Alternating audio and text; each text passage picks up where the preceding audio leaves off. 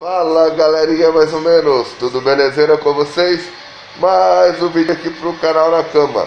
O vídeo de hoje é o seguinte, é uma análise histórica sobre a história da humanidade, fatos reais da história da humanidade, porém uma análise feita ao modo aqui do canal, ou seja, com a mente aberta, sem nenhum tipo de conceito pré-estabelecido, apenas analisando uma hipótese histórica que pode ser que seja verdade, pode ser que não seja, pode ser que faça sentido, pode ser que não faça sentido, usando os conceitos que nós temos aí da humanidade. Bom, vou começar falando lá atrás.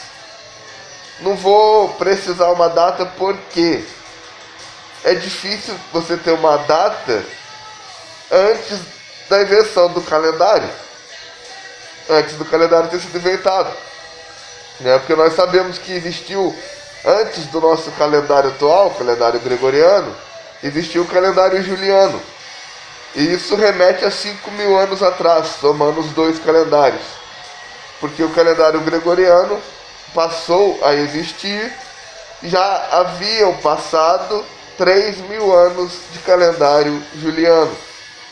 Pelo menos é o que nós temos de registro histórico, porque o calendário juliano foi criado pelo imperador, ou seguindo ordens do imperador Júlio César, porque este queria uma forma de marcar, de deixar marcado, de comemorar todas as conquistas dele e do exército dele.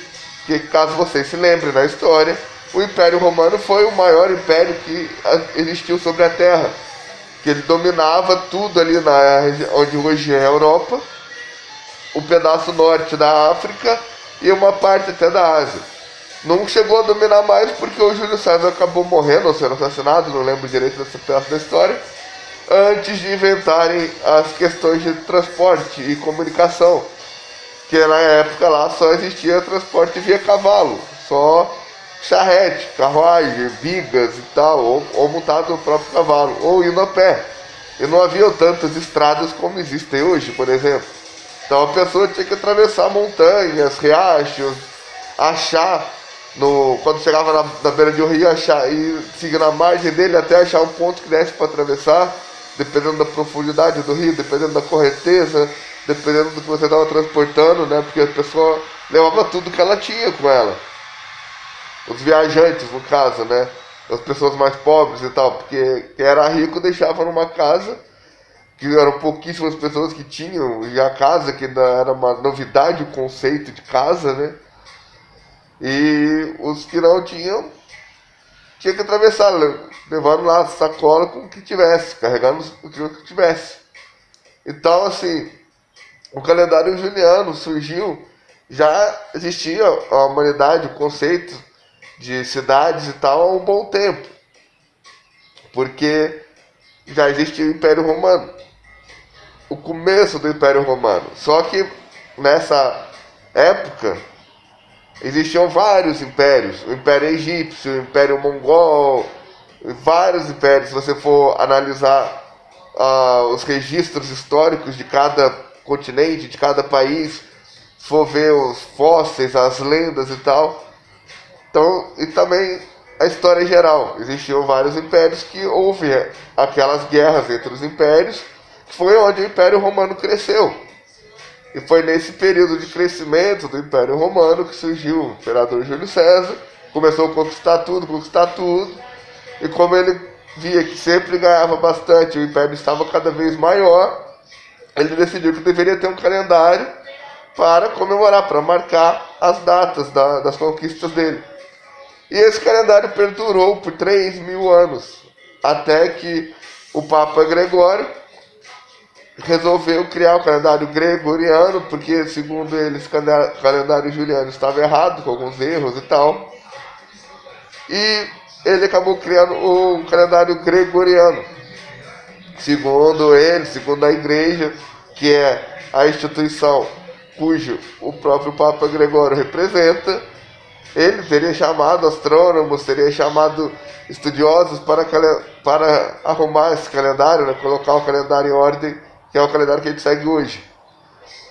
porém substituindo o nome do calendário, que era antes em homenagem ao imperador Júlio, agora era em homenagem a ele próprio, como ele é o cara que mandava na instituição religiosa na época, era o cabeça da instituição religiosa da época.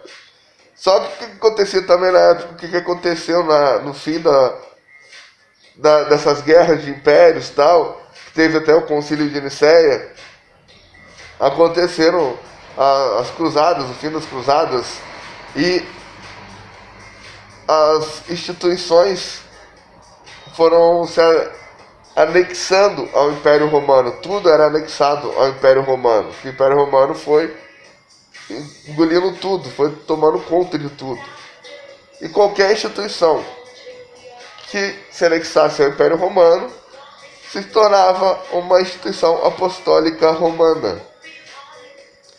E o Concílio de Nicéia, entre outras coisas, foi justamente o que aconteceu no final da Primeira Grande Guerra Mundial, da Segunda Grande Guerra Mundial, que foi um tratado, foi a galera assinar as coisas lá e criar um tratado, o que era de quem e tal e tudo, homologar tudo como pertencente ao Império Romano ali e tal.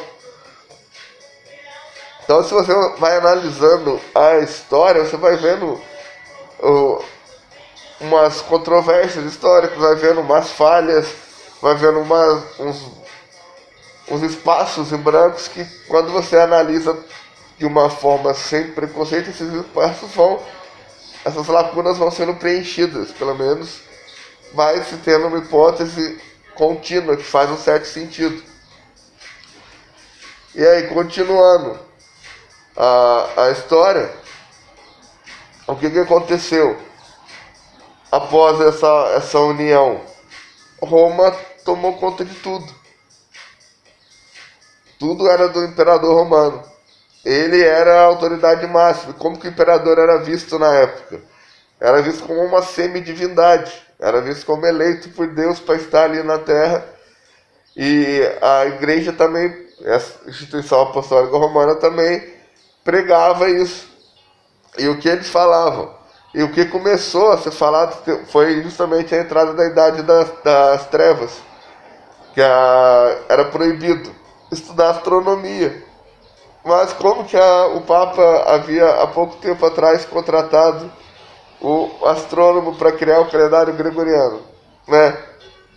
Então, assim, a igreja ensinava o quê? Que a Terra era plana, que o Sol girava em torno da Terra, que não existia outros planetas, que não existia vida em outros planetas, que o povo tinha que pagar o tributo para os líderes religiosos ali servirem a Deus, e esses líderes religiosos eram aliados ao imperador, que era a semidivindade na terra, e o povo tinha que pagar para essa semidivindade, para ele fazer o serviço dele de guiar o povo, de administrar o dinheiro do povo, de conduzir o povo. Esse era o conceito que existia na época. Era proibido estudar anatomia, era proibido estudar fisiologia, não existia o conceito de fisiologia, era proibido estudar astronomia e tudo. Então, fica complicado colocar uma data exata, né? Até a caça às bruxas, a Inquisição foi justamente, né, o começo disso tudo. Foi onde teve a origem todas essas proibições, e vários livros aí foram queimados, vários livros foram ocultos. A gente sabe disso aí, tem na história Nicolau Copérnico, Giordano Bruno, Galileu Galilei, o próprio Leonardo da Vinci também, entre outros tantos aí ao longo da história. E a imagem da mulher foi muito agredida, foi muito atacada na Bíblia. E isso porque a gente tem que lembrar uma coisa, que na época não existia o conceito humanidade, a palavra humanos. Então se usava o termo homem tanto para homem quanto para mulher. Não tinha distinção. Eram humanos e deuses. Deuses no plural. Existiam vários deuses aí, tem a mitologia grega, a mitologia antiga mostra isso. E o povo acreditava muito nisso. E tinha um certo cidadão que apareceu lá naquela época, na mudança de um calendário juliano para o calendário gregoriano, na época quando aconteceu essa mudança. Teve um cidadão que apareceu e falava tudo isso. Falava que todo mundo é igual, que apenas a caridade traz a salvação. Falava uma porrada de coisas da Terra ser redonda, de haver outros planetas, do Sol girar em torno da Terra. Aliás, da Terra girar em torno do Sol, desculpem. Falava que não tinha, que se houvesse um Deus ele não ia precisar de dinheiro. Falava que era para doar o dinheiro para ajudar os outros. Falava que era o que mais? Eu não lembro todas as lições, tá?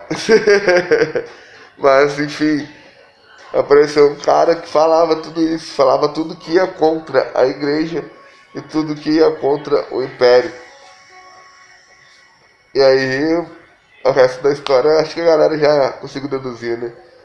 Esse vídeo tá maior do que eu esperava, então eu vou cortar aqui e fazer um segundo vídeo depois. Paz pra todos, fui!